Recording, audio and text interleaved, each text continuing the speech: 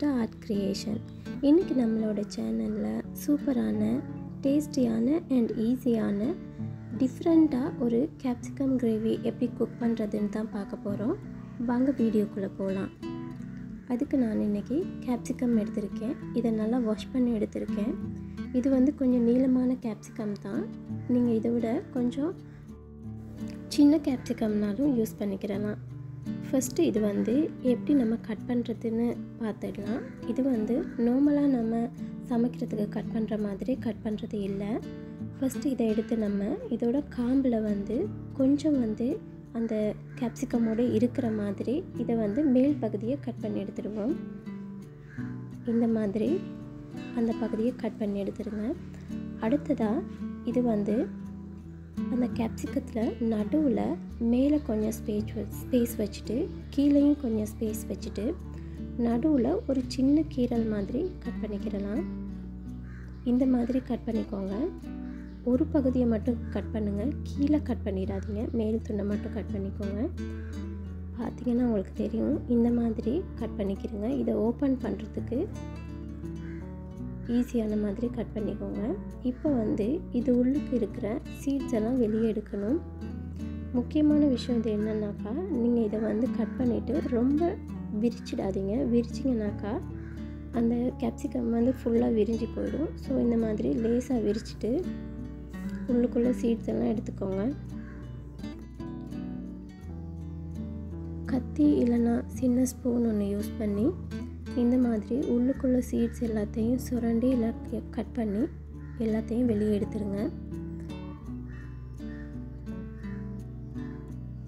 இந்த மாதிரி எல்லா சீட்ஸையும் வெளியே எடுத்துடலாம்.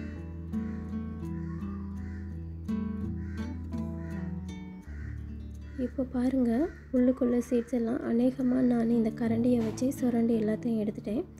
இந்த மாதிரி கட் பண்ணி எடுக்கிறதுக்கு காரணம் என்னன்னாக்கா, இந்த சீட்ஸ் கொஞ்சம் காரம் அதிகமாக இருக்கும். இது இருந்துச்சுனாக்கா நம்மளோட கிரேவி காரம் கூடிரும். ஸோ இந்த ரெசிபி காரம் இல்லாமல் செய்கிறதுனால நான் அது எல்லாத்தையும் ரிமூவ் பண்ணிக்கிறேன். அதே மாதிரி மற்ற கேப்சிகம் எல்லாத்துலேயும் கட் பண்ணி எடுத்துருங்க. இப்போ பாருங்கள், இது எல்லாமே நான் சொன்ன மாதிரி காம்பு கொஞ்சமாக வச்சுட்டு உள்ளுக்குள்ளே சீட்ஸ் எல்லாம் எடுத்து நடுவில் கட் பண்ணி எடுத்துருக்கேன் எல்லாத்தையும். கட்டாயம் நீங்கள் நினைவு வச்சுக்க வேண்டியது என்னன்னாக்கா, மேல் பகுதியில் ஸ்பேஸ் வச்சுக்கோங்க, காம்பு கட்டாயம் வச்சுக்கோங்க. அதே மாதிரி கீழ்ப்பகுதியில் ஸ்பேஸ் வச்சுட்டு இந்தளவு ஸ்பேஸ் வச்சுட்டு நீங்கள் கட் பண்ணுங்கள். அப்போ தான் நமக்கு அந்த ரெசிபி சரியாக வரும். ஸோ இந்த மாதிரி எல்லாத்தையும் கட் பண்ணியாச்சு. இப்போ என்ன பண்ண போகிறோம்னாக்கா, இதுக்கு உள்ளுக்கு ஃபில் பண்ணுறதுக்கு என்னென்ன தேவை அப்படிங்கிறத பார்க்கலாம். அதுக்கு நான் பச்சை மிளகா எடுத்திருக்கேன், பூண்டு எடுத்திருக்கேன், அப்புறமா சின்ன தக்காளி ஒன்றும் பெரிய தக்காளி ஒன்றும் எடுத்திருக்கேன், 2 பெரிய வெங்காயம் எடுத்திருக்கேன், அப்புறமா கருவேப்பிலை கொஞ்சமாக எடுத்திருக்கேன். இது எல்லாத்தையும் இப்போ கட் பண்ணிடலாம். ஃபஸ்ட்டாக வெங்காயத்தை எடுத்து பாதியாக கட் பண்ணிக்கிறோம். அதை பாதியாக கட் பண்ணிவிட்டு இதை ஒரு சின்னதாக கட் பண்ணுறதுக்கான ஒரு சின்ன டிப்ஸ் ஒன்று. இது அடி வரைக்கும் இல்லாமல் மேல் பகுதியில் மட்டும் இதை கட் பண்ணிக்கிறங்க. இந்த அளவுக்கு கட் பண்ணிக்கோங்க. அப்புறமா இன்னொரு லேயரும் கட் பண்ணிக்கிறங்க. அதுவும் அரைவாசிக்கு கட் பண்ணிக்கோங்க, ஃபுல்லாக கட் பண்ணாமல். இப்போ அதை நீளமாக அடி வரைக்கும் போகாமல் மேல் பகுதியில் மட்டும் நீளமாக அதையும் கட் பண்ணிக்கிறங்க. இந்த மாதிரி கட் பண்ணிவிட்டு இதை மற்ற பக்கம் திருப்பி சின்னதாக கட் பண்ணிடலாம். நான் ஏன் இப்படி கட் பண்ண சொல்கிறேன்னாக்கா, நம்ம ஃபுல்லாக அதை கட் பண்ணிட்டோம்னாக்கா நமக்கு பிடிச்சி கட் பண்ண முடியாது. அது வழுக்கிக்கிட்டு போயிடும்.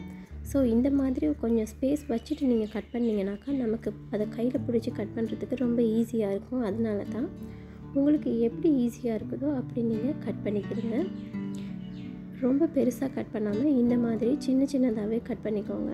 ஏன்னா இதை நம்ம கேப்சிகம் உள்ளுக்கு தான் ஃபில் பண்ண போகிறோம். ஸோ எவ்வளோ குட்டியாக கட் பண்ண முடியுமோ அவ்வளோ குட்டியாக கட் பண்ணி எடுத்துக்கோங்க.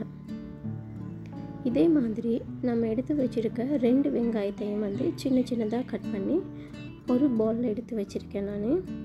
அடுத்ததாக தக்காளியை வந்து இந்த மாதிரி பாக்ஸ் டைப்பில் கட் பண்ணியிருக்கேன். அடுத்து பச்சை மிளகாயும் இப்படி கட் பண்ணிக்கிடலாம். பூண்டை வந்து நல்லா தட்டிட்டு அதை வந்து இன்னும் கொஞ்சம் சின்னதாக கட் பண்ணி எடுத்துக்கிறேன். அதோட கருவேப்பிலையும் இந்த மாதிரி கட் பண்ணிக்கிறேங்க. இதில் வந்து நான் வந்து மாசித்தூள் கொஞ்சம் சேர்த்துக்கிறேன். இந்த கப்பில் 1 கப் அளவுக்கு தான் நான் சேர்த்துருக்கேன். நீங்கள் அதிகமாக வேணாலும் சேர்த்துக்கிறேங்க. முழு மாசியாக இருந்துச்சுனாக்கா இந்த மாதிரி துண்டு துண்டாக சின்ன சின்னதாக கட் பண்ணி எடுத்துக்கோங்க. இப்போ வந்து கடாயை அடுப்பில் வச்சு ஸ்டவ் ஆன் பண்ணி எண்ணெய் சேர்த்துடலாம். எண்ணெய் சூடானதும் இதில் வந்து கட் பண்ணி வச்சுருக்க வெங்காயத்தை சேர்த்துக்கிறோம். வெங்காயத்தை சேர்த்து இதை நல்லா வதக்கிடலாம். வெங்காயம் வந்து நல்லா கோல்டன் ப்ரௌன் கலர் வர வரைக்கும் இதை வதக்கணும். இது நல்லா வதங்குறதுக்கு நம்ம என்ன செய்வோம், கொஞ்சமாக உப்பு சேர்த்துக்கிறோம். இதில் கொஞ்சமாக சேர்த்துக்கோங்க, தேவைப்பட்டால் நம்ம பிறகு சேர்த்துக்கிறலாம். உப்பு சேர்த்து இதை நல்லா மிக்ஸ் பண்ணிவிடுங்க. மிக்ஸ் பண்ணிவிட்டு இதில் வந்து இப்போ நம்ம தட்டி வச்சுருக்க பூண்டை மட்டும் ஆட் பண்ணிக்கிடுவோம். இந்த பூண்டோட பச்சை வாசனை போகணுங்கிறதுக்காக ஃபஸ்ட்டாக பூண்டை ஆட் பண்ணிக்கிறலாம். பூண்டை ஆட் பண்ணி இதை கொஞ்சம் மிக்ஸ் பண்ணிவிடுவோம். அடுத்ததாக நம்ம கட் பண்ணி வச்சுருக்க மற்ற எல்லாத்தையும் சேர்த்துடுவோம். இதில் அதையும் சேர்த்து நல்லா மிக்ஸ் பண்ணி விட்டுடலாம். நல்லா மிக்ஸ் பண்ணிக்கோங்க. ஃபயர் வந்து லோ ஃப்ளேம்லேயே வச்சுக்கோங்க. இப்போ இதுக்கு கொஞ்சமாக உப்பு சேர்த்துக்கிடுவோம். உப்பு சேர்த்து அப்புறமா மிளகு கொஞ்சம் சேர்த்துக்கிடலாம். இதில் பெருங்காயத்தூள் கொஞ்சமாக சேர்த்துக்கிறேங்க. சேர்த்து இது எல்லாத்தையும் நல்லா மிக்ஸ் பண்ணி விட்டுருங்க.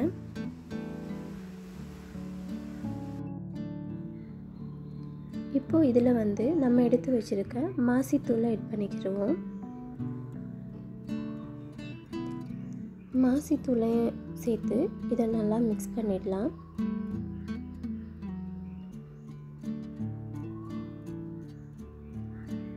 நல்லா கலந்து விட்டுட்டு இதை வந்து ஒரு 2 மினிட்ஸ் 3 மினிட்ஸுக்கு அப்படியே வதங்க விட்டுருங்க. இப்போது ரெடி ஆகிடுச்சு. பாருங்கள் எவ்வளோ சூப்பராக ரெடி ஆகிருக்குன்னு சொல்லி. இந்த மாதிரி ரெடி பண்ணி எடுத்துக்கோங்க. இதை கொஞ்சம் ஆற வச்சுடுங்க. இப்போ ஸ்டவ்வை ஆஃப் பண்ணி இது ஆறிடுச்சு. இப்போ வந்து இதை வந்து நம்ம என்ன பண்ண போகிறோம்னாக்கா இந்த கேப்சிகம் முழுக்கு வந்து ஃபில் பண்ண போகிறோம். கேப்சிகம் எடுத்து இந்த மாதிரி லேசாக விரிச்சுக்கோங்க. விரிச்சிட்டு ஒரு சின்ன ஸ்பூனால் நம்ம ரெடி பண்ணி வச்சுருக்க அந்த பேஸ்ட்டை உள்ளுக்கு ஆட் பண்ணிடுங்க. இந்த மாதிரி கொஞ்சம் கொஞ்சமாக எடுத்து ஆட் பண்ணிக்கோங்க. நிறைய ஆட் பண்ணாதீங்க, கொஞ்சமாக ஆட் பண்ணிக்கோங்க உள்ளுக்கு. ஏன்னா இதோட வாய்ப்பகுதி வந்து விரிஞ்சு நிறைய நீங்கள் ஃபில் பண்ணும்போது வாய்ப்பகுதி வந்து விரிஞ்சு இருக்கும். அப்படி விரிஞ்சு இருந்துச்சுனாக்கா இது உள்ளுக்குள்ளதெல்லாம் வெளியே வந்துடும் நம்ம கிரேவியில் இதை போடும்போது. ஸோ இந்த மாதிரி மூடி இருக்கிற அளவுக்கு எல்லாத்தையும் ஃபில் பண்ணி வச்சிடலாம். இந்த மாதிரி ஃபில் பண்ணிக்கோங்க எல்லாத்தையும். இதில் வந்து நான் அதிகமாக ஃபில் பண்ணிடல, கொஞ்சமாக தான் ஃபில் பண்ணியிருக்கேன். நிறைய உள்ளுக்கு ஃபில் பண்ணிங்கனாக்கா நமக்கு கிரேவி உள்ளுக்கு இது போடையில் ரொம்ப கஷ்டமாக இருக்கும். ஸோ முடியுமான அளவு கொஞ்சமாகவே ஃபில் பண்ணிக்கோங்க. ஃபில் பண்ணிவிட்டு கொஞ்சம் பேலன்ஸ் பண்ணியும் வச்சுக்கோங்க. இந்த மாதிரி நான் செஞ்ச பேஸ்ட்டில் கொஞ்சத்தை பேலன்ஸ் பண்ணி வச்சுருக்கேன். இது வந்து ஆல்ரெடி எண்ணெயெல்லாம் போட்டு நம்ம வதக்கி வச்சுருக்கனால நான் எண்ணெய் சேர்த்துக்கிறல. ஸ்ட்ரைட்டாக ஸ்டவ் ஆன் பண்ணி இதில் வந்து கொஞ்சமாக மஞ்சள் தூள் சேர்த்துக்கிறேன். அப்புறமா சீரகத்தூள் வந்து ஒரு 2 ஸ்பூன் அளவுக்கு சேர்த்துக்கிறேன். அதில் மிளகுத்தூள் கொஞ்சம் சேர்த்துக்கிறேன்னா, அப்புறமா கொஞ்சம் சீரகம் சேர்த்துக்கிறேன் நான். இது எல்லாத்தையும் சேர்த்து இதை மிக்ஸ் பண்ணிவிடுவோம். இதை நல்லா மிக்ஸ் பண்ணிவிட்டு இப்போ இதில் வந்து நம்ம தேங்காய் பால் சேர்த்துக்கிறலாம். தண்ணி சேர்த்துக்காதீங்க. முக்கியமாக இந்த ரெசிபிக்கு வந்து தேங்காய் பால் வந்து ரொம்பவே முக்கியமானது. ஸோ தேங்காய் பால் வந்து மிக்சியில் அடித்து பால் எடுத்து அதில் வந்து 2வது பால் ஃபஸ்ட்டாக எடுக்கிறது இல்லாமல் 2 செகண்டாக எடுக்கிற பாலை வந்து நம்ம சேர்த்துக்கிறோம். இதில் உங்களுக்கு எவ்வளோ கிரேவி தேவைன்னு நினைக்கிறீங்களோ அந்தளவுக்கு நீங்கள் தேங்காய் பால் சேர்த்துக்கிறங்க. சேர்த்து இதை நல்லா மிக்ஸ் பண்ணிடுவோம். இப்போ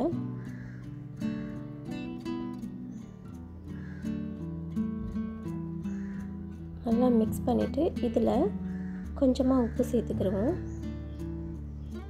சேர்த்து இதை கலந்து விட்டுடலாம்.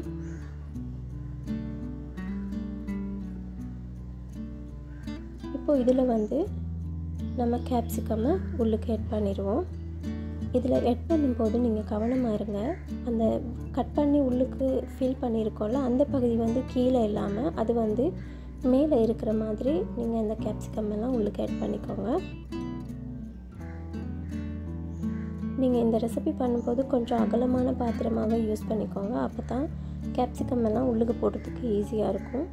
இந்த மாதிரி அந்த கிரேவி வந்து நம்ம ஃபில் பண்ணி வச்சுருக்க கேப்சிகம் உள்ளுக்கு போகிற மாதிரி கொஞ்சம் உள்ளுக்கு லைட்டாக அழுத்தி விட்டு கொஞ்சம் லைட்டாக கிளறி விட்டு அதை அப்படியே ஒரு மூடி ஒன்று போட்டு ஒரு 5 மினிட்ஸுக்கு இந்த கேப்சிகமை வேக வச்சிடலாம். நம்ம இப்போ பார்க்கலாம் எப்படி இருக்குதுன்னு சொல்லி. பாருங்கள், ஆல்ரெடி கீழ்ப்பகுதியெல்லாம் நல்லாவே வெந்திருக்குது. இப்போது இதை வந்து நம்ம லைட்டாக மெதுவாக மற்ற பக்கம் திருப்பி போடணும். அப்போ தான் மேலே இருக்கிற பகுதியும் வேகும். ஸோ இந்த மாதிரி மெதுவாக அதை கொஞ்சம் மற்ற பக்கம் திருப்பி போட்டு வேக வைங்க. இந்த மாதிரி எல்லா கேப்சிகமும் திருப்பி போட்டு வேக வச்சிடலாம். இதை ஒரு 3 மினிட்ஸ் வேக வச்சிங்கன்னா போதும். இப்போ பாருங்கள், சூப்பராக வெந்துருச்சு. உங்களுக்கு இதை மிக்ஸ் பண்ணி பார்க்கும்போது தெரியும், உள்ளுக்குள் நம்ம ஃபில் பண்ணதெல்லாம் வெளியே வராத அளவுக்கு லைட்டாக மிக்ஸ் பண்ணிக்கோங்க. இப்போ இதில் வந்து நம்ம எடுத்து வச்சுருக்கோம்ல, ஃபஸ்ட்டாக எடுத்து வச்ச தேங்காய் பாலை வந்து இதில் சேர்த்துக்கிடுவோம்.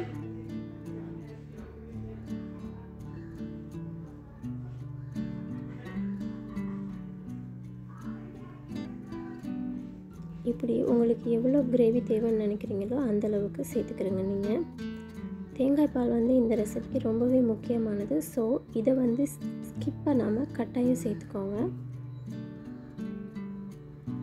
இந்த மாதிரி சேர்த்து லைட்டாக நம்ம எப்படி கலந்து விடலாம். அந்த கேப்சிகம் உள்ளுக்கு நம்ம ஃபில் பண்ணதெல்லாம் வராமல் லைட்டாக கலந்து விட்டுட்டு உப்பு போதுமானு பார்த்துட்டு இதை வந்து மூடி ஒரு 2 to 3 மினிட்ஸ் அதை கொதிக்க விட்டுடலாம். இப்போ பாருங்கள், சூப்பராக ரெடி ஆகிடுச்சு நம்மளோட கேப்சிகம் கிரேவி. இது வந்து நல்லா கொதிச்சு சூப்பராக இருக்குது. இப்போ இதை வந்து ஸ்டவ் ஆஃப் பண்ணிவிடுவோம். நம்ம பாருங்கள், சூப்பரான ஒரு கேப்சிகம் கிரேவி வந்து ரெடி ஆகிடுச்சு. இது வந்து ஒரு டிஃப்ரெண்ட் டிஷ் ஒன்று தான்.